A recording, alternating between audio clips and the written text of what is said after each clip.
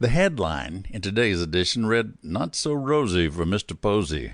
The article stated that Lance Murdoch, high-powered real estate magnate and husband of the former Margaret Posey, daughter of the late Congressman Waller Posey, was believed to be having an affair with an unidentified Latino beauty. It was reported the two had left the country for Havana under assumed names.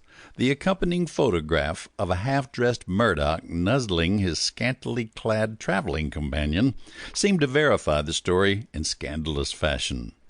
The trombone had recently criticized the questionable business practices of Murdoch, who they mockingly referred to as Mr. Posey, because of the commonly held notion that his success was entirely due to his wife's money and influence.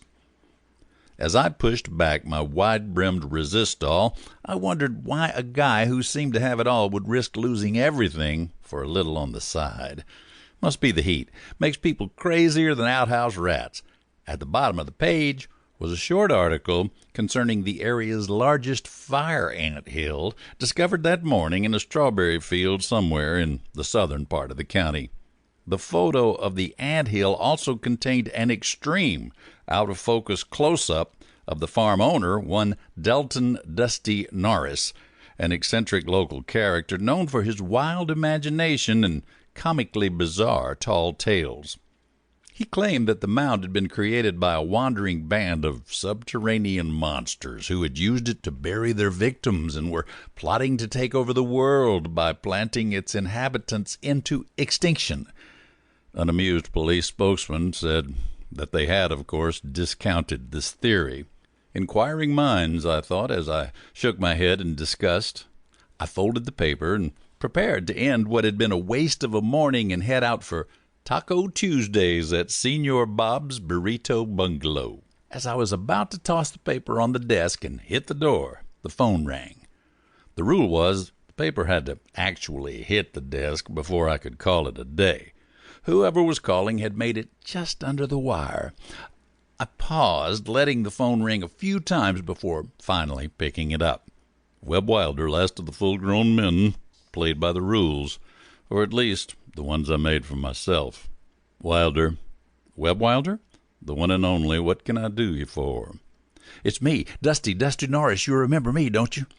Yeah, you called me about 4 months ago when you thought that little black rock you found in your backyard was really one of Bigfoot's kidney stones. You just don't forget about a thing like that. Matter of fact, I was just reading about you in the... Webb, you got to get out here. You got to get out here now. They're coming. I've seen them. They're coming to get us all. Whoa. Put her in neutral. Who's coming to get us? Mole men. The mole men. Mole men, huh? From the center of the earth. Is Bigfoot with them? No, it's worse than that. They're going to try to take over. I seen them kidnap a man down there in my field last night when I was dusting. They sucked him right down into the ground. I got evidence. And it ain't no anthill like them papers say. It's an entrance to them mole men's underground hideout. And I'll tell you one thing, by God, if them no-eared mutants ain't stopped, they'll burrow all over this county, taking livestock, stealing babies, and having their way with our women. And then they'll bury us all. So you got to come out here. You're the only one who knows about this kind of stuff. He was right. I did possess an extensive knowledge of the paranormal.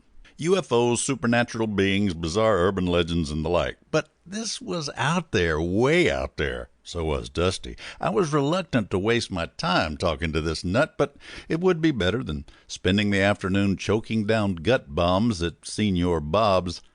Those tacos were cheap on the front end, but you always paid for them later. Besides, I knew what it was like to be a party of one, and I didn't want this fly boy who was wound up tighter than a miser's fist to spontaneously combust because no one would listen to him, even if he was out of his crop jockey mind. Okay, cuz, I'll come out and look at your little pile of dirt, but do me a favor, will you? Don't tell anyone else that I'm on my way out there. I'd hate for this to get around, you know. Oh, you don't worry about that. Nobody'll know a thing. I've already sealed off the area telepathically. I'm like a Jedi, you know. Well, hang on, Obi-Wan. I'm on my way. As I put down the phone, I decided that I had been right. It had to be the heat.